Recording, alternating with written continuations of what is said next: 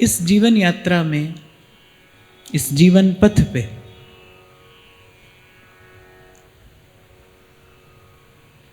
अनुभवी जनों का कहना है कि भूल का परिणाम शूल है।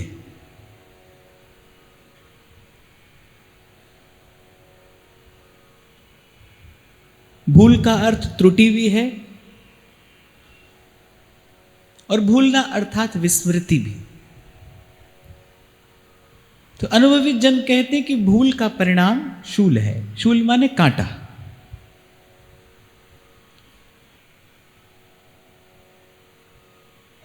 पर जब तक ज्ञान न हो, जब तक बुद्धि में विवेक का विमल प्रकाश न हो, तब तक तो भूल होना स्वाभाविक है। भूल भी होती रहेगी और उसके परिणाम स्वरूप पांव में शूल भी चुभता ही रहेगा।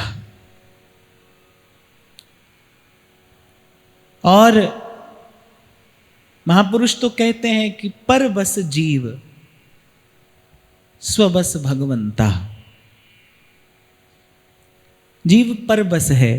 परबस अर्थात किसी के अधीन है। और मैं तो कहता हूं सब समेट कर मैं कहूं तो जीव अपनी इच्छा के अधीन है। जैसी मन की इच्छा होती है वैसा ही मार्ग चुनता है, उसी मार्ग पर चल पड़ता है। हित अहित का विचार किए बिना चल पड़ता है। तो जीव अपनी इच्छा के अधीन है।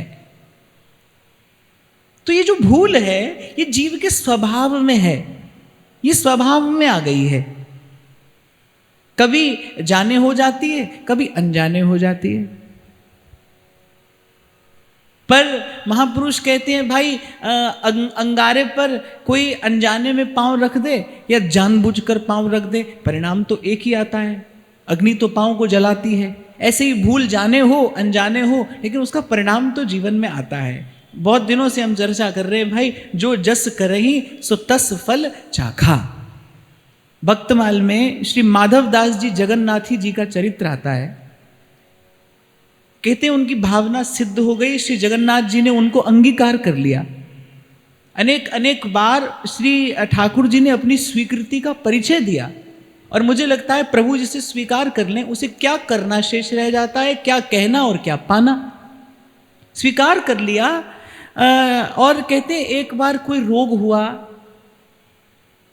रोग के कारण उनको बार बार मल त्याग करने के लिए जाना पड़ता था और अंततः शरीर इतना शिथिल पड़ गया कि समुद्र के किनारे अचेत पड़ गए। जब चेतना लौटी तो क्या देखते हैं कि श्री ठाकुर जी अपने हाथ से उनका मल धो रहे हैं। कहते माधव दास जी को अपार पीड़ा हुई ये दृश्य देखकर, और स्वाभाविक है उन्होंने प्रभु से कहा, प्रभु आप जानते नहीं कि आपको ऐसा करते देखकर मुझे अपार कष्ट हो रहा है। आप ये क्रिया करने की बजाय आप अपने कर कमलों से ऐसी क्रिया कर रहे हैं। आप ये क्रिया करने की बजाय ये मेरा रोग ठीक क्यों नहीं कर देते। तो श्री ठाकुर जी ने मुस्कुराते हुए कहा, ये प्रारब्ध है। अगर आज छोड़ दिया जाएगा तो इसका बीज रहेगा और कालांतर में फिर फलीभूत होगा। मैं प्रारब्ध के भोग में तुम्हारे साथ हूं। मैं प्रारब्ध के भोग में तुम्हारे साथ खड़ा हूं। मेरा हाथ है, मेरा साथ है। पर ये प्रारब्ध है, ये तो भोगवान है, इसे तो भोगना ही होगा। ये घटना जब मैंने पहली बार पढ़ी तो समझ में आती है ये बात कि कर्मा की रेखा न्यारी रे। इसीलिए सूरदास कहते हैं भाई होनी होके रहे रे, विधना टारे ना ही टरे। इसलिए बार बार निवेदन किया जाता है आपको कि भाई करने से पहले सावधान होइए, करने के बाद सावधान होने का कोई लाभ नहीं है। फिर तो कर्म का बीज पड़ा, वो आज नहीं तो कल कालांतर में फलीभूत अवश्य होगा। और ये देखा जाता है कि बिना विवेक के सावधानी आती तो है, लेकिन सही समय पर नहीं आती। और मैं ऐसा समझता हूं सही निर्णय भी यदि गलत समय लिया जाए तो उसका कोई परिणाम नहीं आता। सही निर्णय का सही समय पर लिया जाना भी बहुत आवश्यक है। जीवन बिता देने के बाद सारा जीवन बीत गया, आयु समाप्त होने को चली है, तन शिथिल हो गया, मन जर्जर हो गया। उस समय आपने भजन करने का निर्णय लिया तो क्या निर्णय लिया। निर्णय तो सही है, आप कहेंगे भाई भजन करने का निर्णय लिया है, सही निर्णय है, पर आपने गलत समय लिया है। सही निर्णय का सही समय पर लिया जाना भी बहुत आवश्यक है। और ये विवेक सत्संगति के अतिरिक्त और किसी भी विधि से प्राप्त नहीं हो सकता। और एक बात सदा स्मरण रखें आप हम कि यदि कर्म का बीज पड़ा है भाई तो वो फलीभूत होगा। देखो, कोई समर्थ सदगुरु कृपा कर दे तो बात दूसरी है। सेवक जी कहते हैं, कमल कर जिन अभय दीने कर्म बंधन सब कटे। वो बात दूसरी है, अपवाद होते हैं संसार में, परंतु साधारण नियम यही है कि यदि बीज पड़ा है तो वो फलीभूत होगा। इसीलिए संत जनों से युक्ति यही सीखनी चाहिए कि कर्म करने से पहले कैसे सावधान रहा जाए, कर्म के परिणाम का विचार करने की योग्यता हमारे पास आए, और इसी योग्यता का नाम विवेक है।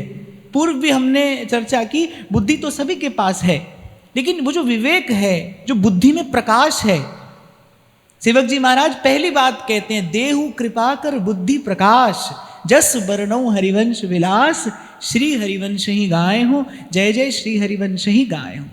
बुद्धि तो है प्रभु मेरे पास, लेकिन उस बुद्धि में आप विमल विवेक का प्रकाश करिए।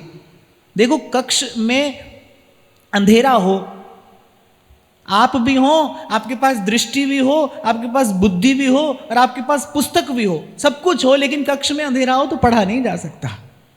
प्रकाश की आवश्यकता है। तो महज्जन कहते हैं कि जब तक बुद्धि में विमल विवेक का प्रकाश नहीं होवे, तब तक जीव सावधान नहीं हो सकता। पर भाई ये जितना प्रयास है, ये सावधान होने के लिए ही है। सत्संग बार बार आपसे कहा जाता है, क्यों करना है सत्संग? विवेक को जगाना है, ताकि हम कर्म में प्रवृत्त होने से पहले सावधान हो जाएं। देखो, फिर भी प्रारब्ध अपना कार्य करेगा, फिर भी विधि का विधान अपना कार्य करेगा, पर जहां तक हो सके वहां तक तो सावधानी अपेक्षित है, रखना ही चाहिए, करना ही चाहिए। आज के पद में श्री स्वामी जी महाराज यही बात कह रहे हैं, लोग तो भूले भले भूलें, पर तुम जिन भूलो मालाधारी। देखो, मुझे ऐसा लगता है कि या तो जीव अपने स्वरूप का सदा स्मरण रखे, तब भूल नहीं होगी, या प्रभु के स्वभाव का सदा स्मरण रखे तो भूल नहीं होगी, और नहीं तो प्रभु से अपने संबंध का सदा स्मरण रखे तो भूल नहीं होगी। या तो ज्ञानी क्या करता है, वो सदा अपने स्वरूप का स्मरण करता है। अपने स्वरूप का स्मरण करोगे तो भी भूल से बच जाओगे, प्रभु के स्वभाव का स्मरण करो तो भी भूल नहीं होगी। भक्त लोग तो यही कहते हैं ना प्रभु से, दल बल के साथ माया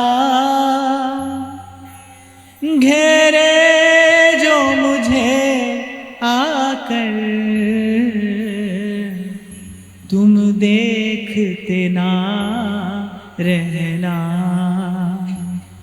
झट आके बचा लेना।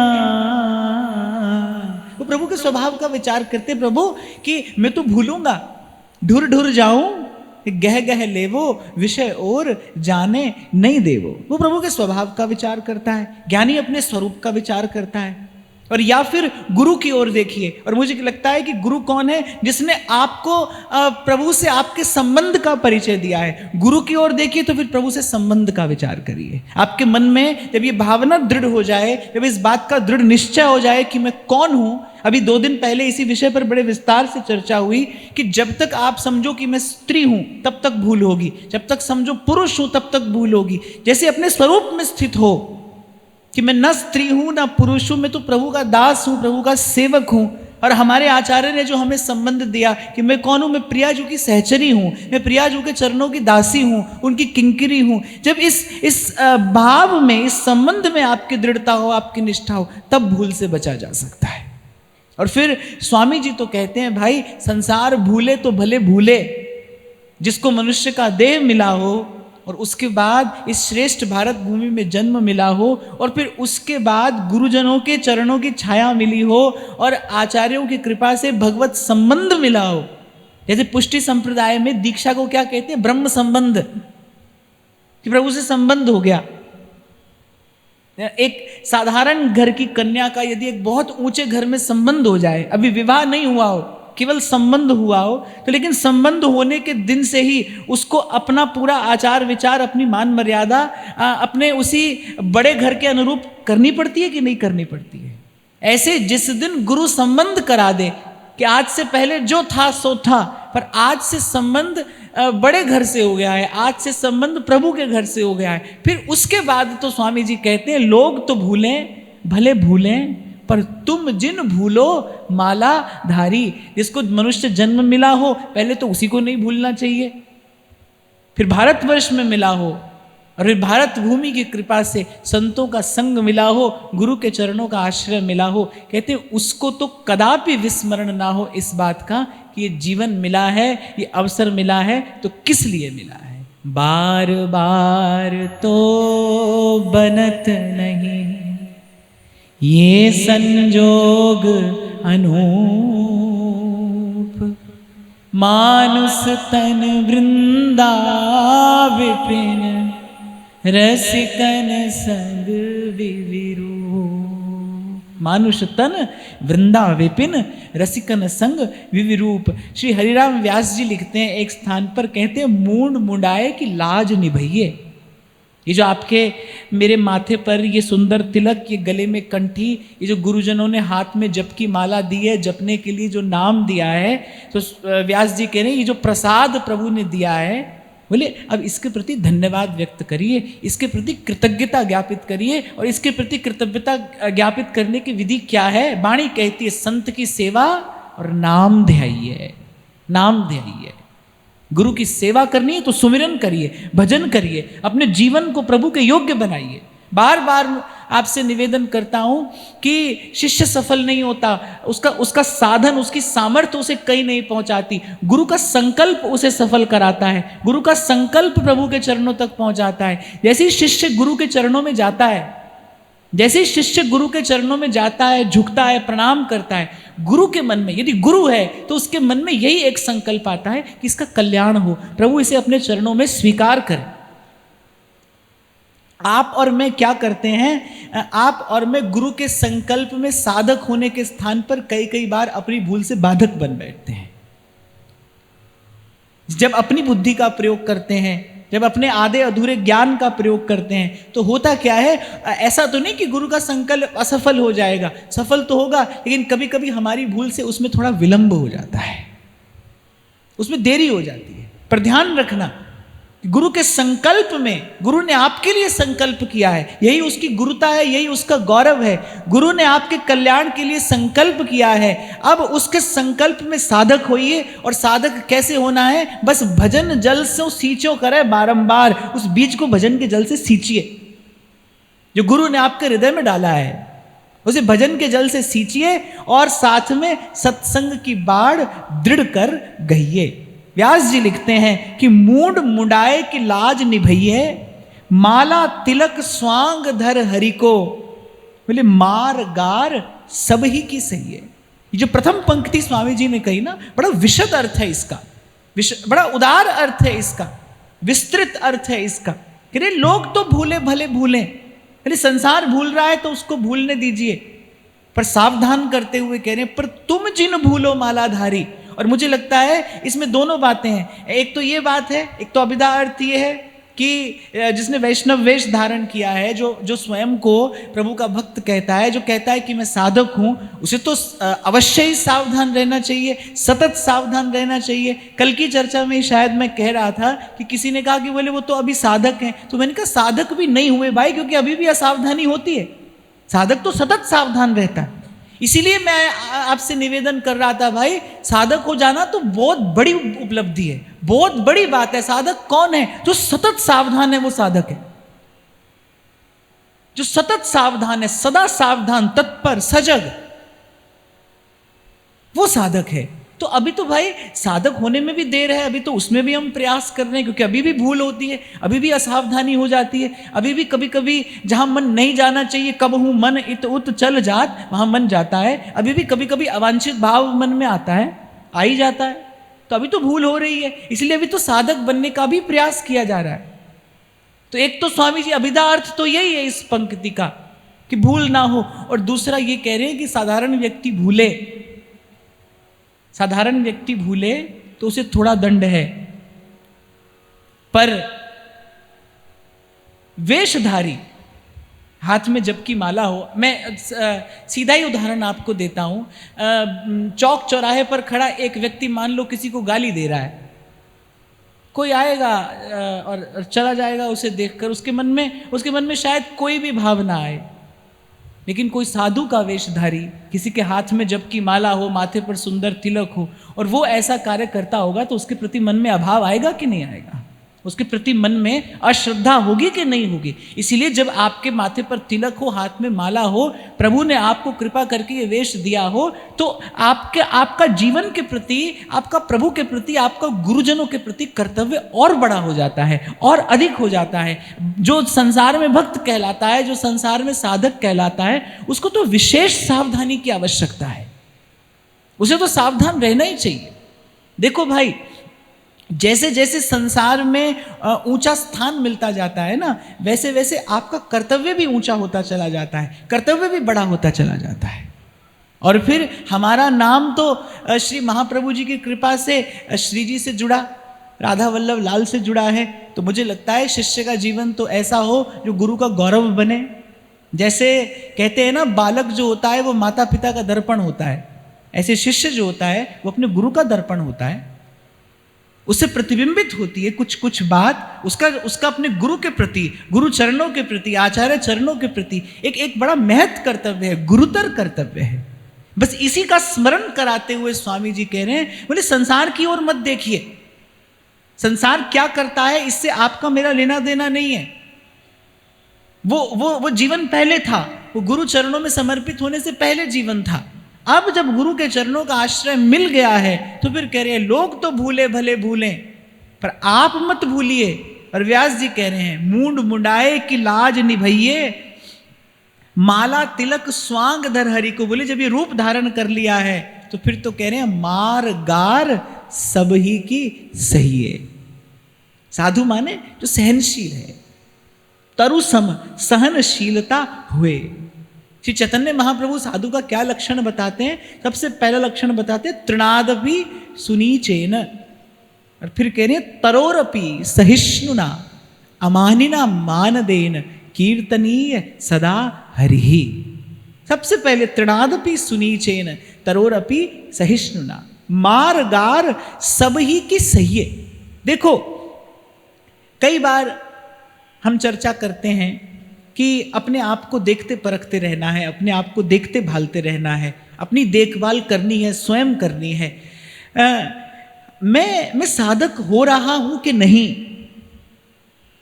मैं साधक हो रहा हूं कि नहीं, मैं इस ठीक दिशा में आगे बढ़ पा रहा हूं कि नहीं, इसकी यही कसौटी। देखिए आपके जीवन में ये सहनशीलता का गुण आ रहा है कि नहीं, सहनशीलता का गुण आ रहा है कि नहीं। हो सकता है कभी कभी कोई आपसे कुछ कहे, आप भी उत्तर दे सकते हो। देखो उत्तर नहीं दे सकते और उत्तर नहीं दिया, ये सहनशीलता नहीं है। पर उत्तर दे सकते हैं लेकिन उत्तर नहीं देते, ये सहनशीलता है। संत कहते हैं ना, क्षमा बड़न को चाहिए, छोटन को अपराध। यदि आप साधक हैं तो यहां से ठोक कर देखना कि ये गुण आया कि नहीं आया, जीवन में सहनशीलता आई कि नहीं, दुख सुख को सहन करने की सामर्थ्य हमारे भीतर विकसित हो रही है कि नहीं। और मैंने दुख सुख इसलिए कहा क्योंकि सहनशीलता केवल दुख में नहीं, सुख में भी चाहिए। सुख में व्यक्ति भूल जाता है, सुख में प्रमाद आ गया, सुख में उन्माद आ गया, सुख में किसी का अपमान कर बैठा, किसी की अवहेलना कर बैठा, तो भी सहनशील नहीं है। और दुख आया तो घबरा गया और बिल लाने लगा, तो भी सहनशीलता नहीं। सुख और दुख दोनों में सहनशीलता की आवश्यकता है। और सेवक जी महाराज तो कहते हैं, भक्ति को बढ़ाने की युक्ति क्या है? सहत सहत बाढ़ है भक्ति, ग्रह तन गुरु हित गा। भक्ति बढ़ाने की कहते विधि यही है, सहत सहत बाढ़ है भक्ति, ग्रह तन गुरु हित गार। मार गार सभी की सही है, सभी की सही है। और सब में तो सब आते हैं, छोटा मार जाए तो भी सही है, बड़ा कह जाए तो भी सही है। अब देखो, मैंने आपको उपदेश कर दिया, आपने बैठकर सुन लिया, पर आप इससे ये ना समझना कि मेरे जीवन में ये बात है और सुन लेने मात्र से आपके जीवन में भी आ जाएगी। धीरे धीरे ये गुण विकसित होगा। हाँ, पर यदि हम विनम्रता पूर्वक ठीक प्रकार से साधन कर रहे हैं तो ये गुण विकसित होना चाहिए, होना चाहिए। आप देखिए, रावण के पुत्र अक्षय कुमार ने जब श्री हनुमान जी पर ब्रह्मास्त्र चलाया तो हनुमान जी चाहते तो ब्रह्मास्त्र हनुमान जी का कुछ नहीं बिगाड़ सकता था, पर हनुमान जी बंध गए। क्यों? ब्रह्मा जी का मान रखा, ब्रह्मा जी का मान रखा। लंका वासियों ने क्या क्या नहीं कहा, हनुमान जी सुनते रहे, मुस्कुराते रहे। हनुमान जी ने एक भी लंकावासी को दंड नहीं दिया, एक भी लंकावासी को हनुमान जी ने कोई उत्तर नहीं दिया। जो वो कहते रहे, जाने कैसी कैसी बात कही, कितना उपहास किया श्री हनुमान जी का, भरी सभा में कितना अपमान किया। हनुमान जी मुस्कुराते रहे और हनुमान जी सहते रहे। आरंभ में मैंने आपसे कहा ना, अपने स्वरूप का स्मरण रखो तो भी भूल नहीं होगी, प्रभु के स्वभाव का स्मरण रखो तो भी भूल नहीं होगी, प्रभु से अपने संबंध का स्मरण रखो तो भी भूल नहीं होगी। हनुमान जी को अपने स्वरूप का भी स्मरण है। मैं कौन हूं? मैं तो श्री राम का सेवक हूं, प्रभु का दास हूं, प्रभु का दूत हूं, माता को संदेशा देने आया हूं, माता का पता लेने आया हूं। प्रभु के स्वभाव का भी हनुमान जी को सदा स्मरण है। मेरे मालिक को रहती है मेरी हर बात की चिंता, हमारे साथ हैं जब आप तो किस बात की चिंता, चरण पर रख दिया जब माथ तो किस बात की चिंता, हमारे साथ हैं जब आप तो किस बात की चिंता। और फिर कहते हैं कि अनन्य व्रत धर सत जिन छाड़हूं, और विमद संतन की संगति रहिए, और विधि व्यापार जार सो कलयुग, हरि भरतार गाढ़ो कर गइये, और मूड मुडाए की लाज निभइये, मूड मुडाए की लाज निभइये। अरे देखो, एक साधारण व्यक्ति कोई बुरा कर्म कर देता है, कोई नहीं पूछता। साधु वेशधारी से ऐसा हो जाए तो खबर बनती है। सारे संसार में साधुता का अपयश होता है। हम प्रभु के हैं भाई, हम प्रभु के हैं। गुरु की कृपा से, हमारे आचार्य की कृपा से हमारा प्रभु से संबंध हो गया है, हमारा प्रभु से संबंध हो गया है। अब इस बात का हमारे भीतर मान भी हो, अस अभिमान जाई जन भोरे, मैं सेवक रघुपति पति मोरे, इस बात का, इस भाव का हमारे भीतर मान भी हो और इस बात का ही हमारे भीतर सम्मान भी हो।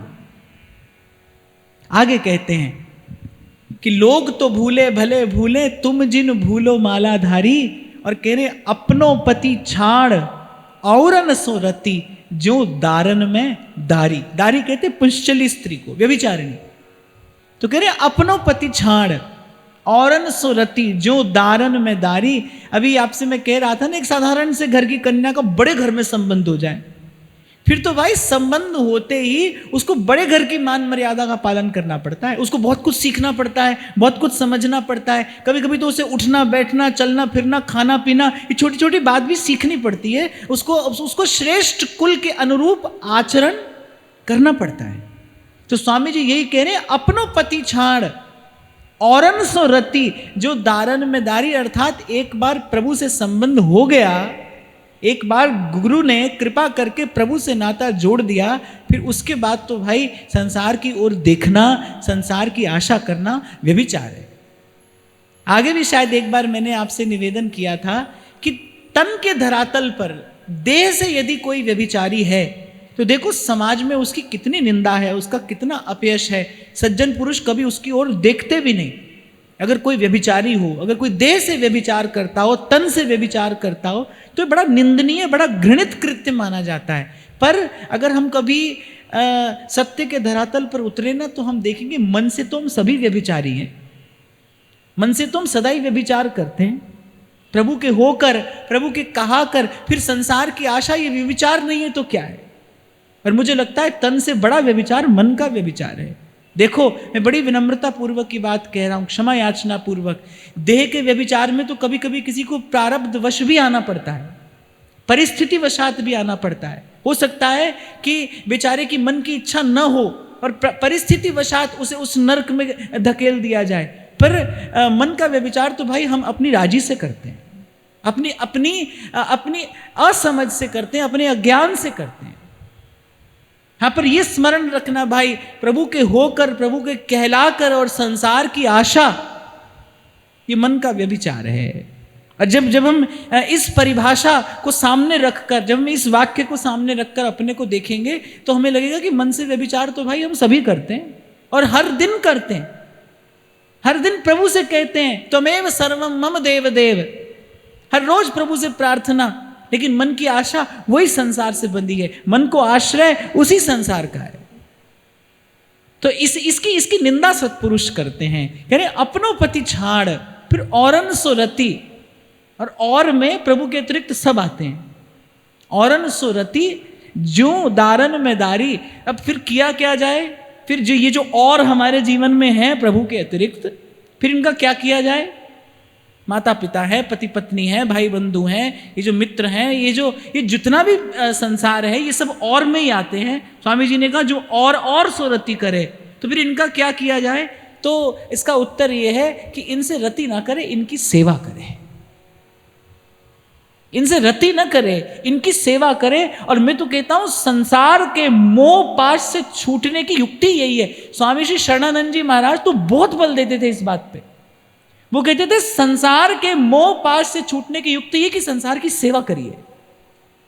आप यदि चाहते हैं ना कि वस्तु आप पर अधिकार न करे, तो फिर वस्तु को सेवा में लगा दीजिए। नहीं तो आपको लगता रहेगा, आपको ऐसा मोह, ऐसा भ्रम रहेगा कि मैं वस्तु का अधिकारी हूं, पर वास्तविकता क्या होगी? वस्तु आपकी अधिकारी बन बैठी रहेगी। जैसे क्या होता है, एक व्यक्ति चलता है तो अपने साथ 100 आदमी लेकर चलता है। वो 100 आदमी उसके पीछे पीछे उसकी जय जयकार करते हुए चल रहे हैं। उस व्यक्ति को केवल ऐसा भ्रम है कि 100 आदमी मेरे पीछे चल रहे हैं, पर वस्तुतः तो वो व्यक्ति उन 100 आदमियों के पीछे चल रहा है। ऐसा होता है भाई, और ऐसा अवश्य होता है। महाराज श्री आपने बहुत साल पहले मुझे एक बात कही थी कि कभी कभी व्यक्ति अपने चारों ओर एक ऐसा वातावरण बना लेता है जिसे आपके शब्दों में कंफर्ट जोन कहते हैं।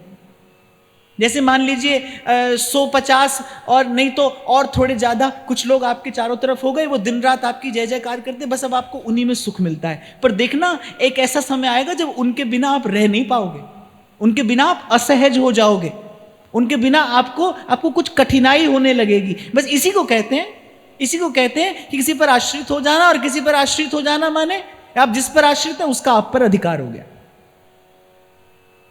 केवल व्यक्ति वस्तु पर आश्रित ही थोड़ी होता है, केवल व्यक्ति पर ही आश्रित थोड़ी होता है। कभी कभी संसार से मिलने वाले मान सम्मान पर भी तो हम आश्रित हो जाते हैं, उसके बिना नहीं रहा जाता, उसके बिना रहना कठिन हो जाता है।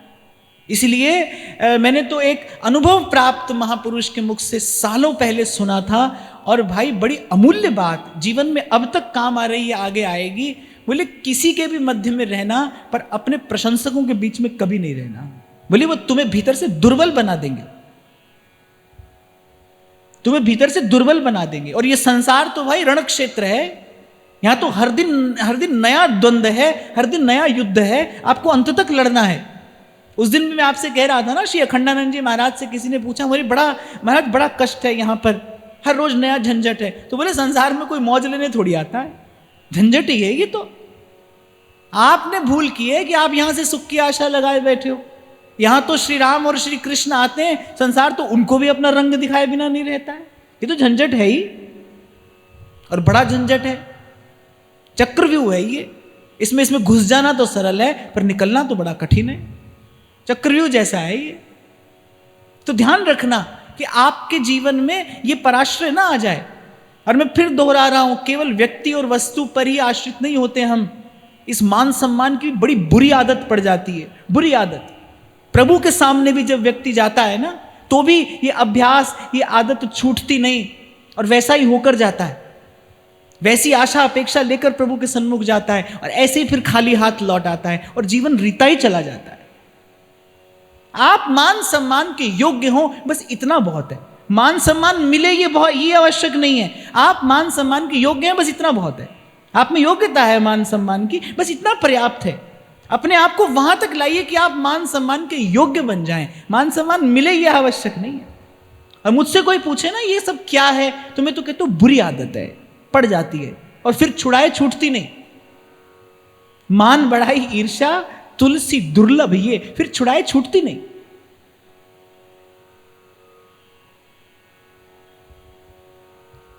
इसीलिए जो बुद्धिमान लोग हैं वो तो कहते हैं एकला चालो रे। साधुओं के जीवन में तो ये बात अवश्य देखी जाती है। परम श्रद्धे स्वामी श्री रामसुखदास जी महाराज जी बात बार बार कहते थे, बोले जिसके जीवन में एकांत नहीं है, जो एकांत का सेवन नहीं करता है, बोले उसकी प्रज्ञा कभी शुद्ध रह ही नहीं सकती। वो सत्य को, वो तत्व को ग्रहण करने की जो योग्यता है वो उसके पास कभी आएगी ही नहीं। इसके जीवन में एकांत नहीं है। आप कितने भी योग्य क्यों ना हो, आप कितने भी योग्य क्यों ना हो, पर भीतर से संभल कर चलना, अर्थात इसी को कहते हैं साधक बने रहना। आपके पास सब सुविधा है, आपके एक इशारे पर क्या से क्या हो सकता है, पर बस इतना ही पर्याप्त है। इससे आगे नहीं बढ़ना, इससे आगे नहीं जाना, क्योंकि संसार छूते ही लगता है, इसका विष छूते ही चढ़ता है। और आप देखो यहां पर बड़े बड़े बुद्धिमान लोग इसी प्रकार बस ऐसे थोड़ा करते करते इस जाल में उलझे हैं। तो मैं श्री स्वामी शरणानंद जी की महाराज की बात निवेदन कर रहा था कि जब स्वामी जी ने कहा कि अपनो पति छाण औरन सो रति करे, जो दारन में दारी, पर और तो हमारे जीवन में है ही भाई, इन औरों का करें क्या, करिए इनकी सेवा करिए।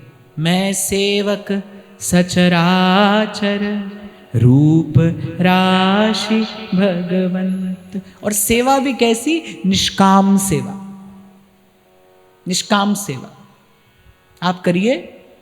पर यह अपेक्षा मत रखिए कि फिर सामने वाला व्यक्ति आपको कब उत्तर देगा, कितना उत्तर देगा, कैसा उत्तर देगा। बंधी हुई सेवा नहीं, बंधी हुई सेवा ना हो, निष्काम सेवा आप करिए, आपको उत्तर प्रभु देंगे। और भाई मैं बड़ी दृढ़ता पूर्वक की बात आपको कह रहा हूं, क्योंकि मैंने इसको जीवन में अनेक बार अनुभव किया, आज तक करता हूं। आप कर दीजिए। बड़े लोग कहते थे ना, नेकी कर और दरिया में डाल। आप आज करिए, आपको वो वस्तु तब मिलेगी जब आपको उसकी सर्वाधिक आवश्यकता होगी। कोई देगा, कोई आपके लिए लेकर आएगा। एक संत तो कहते थे, बोले बेटा कभी मरुस्थल में जाए ना, रेगिस्तान में जाए, तो पानी बांध कर ना ले जाना। बोले आज किसी प्यासे को पिला, तुझे कोई वहां पर देगा। आज किसी प्यासे को पिलाइए। वो जो नेकी करके आज आप दरिया में डाल दोगे ना, कल कभी जब जीवन में तूफान आएगा तो वही कश्ती बनकर आपके पास आएगी, वही नौका बनकर आपके पास में आएगी। और एक बात और है भाई, जो माया है ना, वो तो मायापति की है, सेवक के पास नहीं रहती है, वो स्वामी के पास जाती है। संसार में जो सेवक बनकर रहे उसे कोई भय नहीं है, उसे कोई चिंता नहीं है। तेरे सेवक को भौ किछ नाही, जमुना वैने मेरे राम राय, तू संता का संत थे। सेवक को कोई भय नहीं है। भगवान की माया से तो उसको भय जो स्वामी बना बैठा है यहां पर। जैसे ही आप में ये स्वामी पना जगा, वैसी माया चिपकती है आकर, और फिर ऐसी चिपकती है कि जब तक धूल में नहीं मिला दे तब तक नहीं छोड़ती। और जो प्रभु का सेवक बना बैठा है, एक उदाहरण दिया था मैंने आपको उस दिन कि बिल्ली जिस मुंह से, जिस पैने दांत से चूहा मारती है, वो उसी से अपने बालक को सुरक्षित स्थान पर भी लेकर जाती है। ऐसे ही भगवान की माया है। जो कदापि माधो भजे माया चेरी हुए। भगत रसिक देव कहते बड़ी काम की बात है, माया को सब जग भजे माधो भजे न कोई, जो कदापि माधो भजे माया चेरी हो। और केवल इतना ही नहीं कहा, यहां तक कहा कि माया चेरी होए रहे पगसों लपटानी। चेरी माने सेविका, बोले भक्त की तो माया सेविका होकर रहती है। जो सेवक है उसकी माया सेविका होकर रहेगी, और जो स्वामी बनता है यहां उसके सर पर चढ़कर बैठती है। और जैसी माया सर पर चढ़ती है, आप कहते हो ना, बोले उसके तो उसका पैसा सर चढ़कर बोलता है। और जब माया सर पर चढ़ती है तब सब असावधानियां होती हैं, तब सब भूल होती है, तब अवज्ञा होती है, अवहेलना होती है, और बस इसी प्रकार जीव का पतन हो जाता है। इसलिए भूल ना करिए। और इस दूसरी पंक्ति का यही भेद है कि और से रति कब ना हो, जब सबकी सेवा हो। देखो, सेवा ऐसा पवित्र भाव है जिसकी भूमिका में विशुद्ध प्रेम है। इसीलिए हमारे आचार्यों ने अपनी उपासना का जो केंद्र बिंदु रखा वो सेवा, कि जिस दिन अपने यहां पर दीक्षा होती है उसी दिन से जीवन में क्या आ जाता है, श्री जी की सेवा। सेवा का भाव जीवन में आ जाता है। जिस दिन से हम आचार्य के शरणागत हुए, हमारे जीवन में एक एक भाव आ गया, सेवा का भाव। और ये भाई इतना समर्थ भाव है, ये इतना समर्थ है कि ये जीव को भीतर बाहर से शुद्ध कर देने में सक्षम है। और फिर दोहराकर हम आगे बढ़ते हैं कि संसार के इस प्रपंच से यदि मुक्त रहना है तो बस इसे प्रभु का जानकर, प्रभु का मानकर इसकी सेवा कर दीजिए। देखो भाई, रहना तो यहां पर पड़ेगा, और खबर नहीं एक बार रहना पड़े या बार बार रहना पड़े। हम तो क्या है ना, अपनी इच्छा से ही निकुंज पहुंच जाते हैं। हम तो अपनी इच्छा से ही पहुंच जाते हैं। जो भी मरे वो स्वर्ग ही जाता है, ऐसे ही तो होता है ना। अभी उस दिन मुझे ये बालक सुना रहा था, महाराज जी कोई कथा कह रहा था तो वो इसी बात पर चर्चा कर रहे थे। बोले कि ब्रजवासी थे, बोले ऊपर तो लिखो है कि पिताजी को स्वर्गवास है गए हो, और संग ही लिखो है बड़े शोक के साथ सूचित किया जाता है। बोले स्वर्ग जावे के ताई तो लोग गंगा नहा रहे हैं, जमुना नहा रहे हैं, कथा बचवा रहे हैं। अब जो स्वर्ग ही गए हैं तो फिर शोक काय बात को है।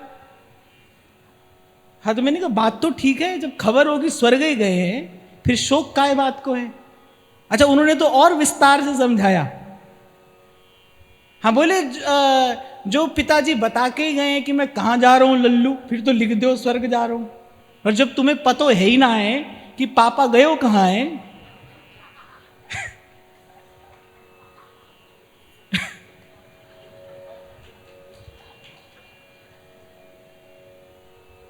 तो भाई हम तो अपनी इच्छा से पहुंच जाते हैं, तो कोई जल्दी नहीं है, ऐसी हड़बड़ भी मत करना, कोई दौड़ नहीं लगी है वहां पर। जब श्री जी बुलाएंगे तब जाना होगा, तो अभी तो यहीं रहना है। और इसीलिए मैंने कहा एक बार नहीं हो सकता है भाई, बार बार आना पड़े, बार बार रहना पड़े, रहना यही है। और मुझे लगता है जहां रहना हो उस वातावरण को स्वस्थ बनाकर रखना चाहिए। और इस विषम संसार में, इस विकृति से भरे संसार में स्वस्थ वातावरण केवल सेवा से ही बनाया जा सकता है। सबकी सेवा करिए। इसीलिए बार बार व्यासपीठ आपको यही निवेदन करती है, सेवा करिए। और किसकी सेवा? सबकी सेवा।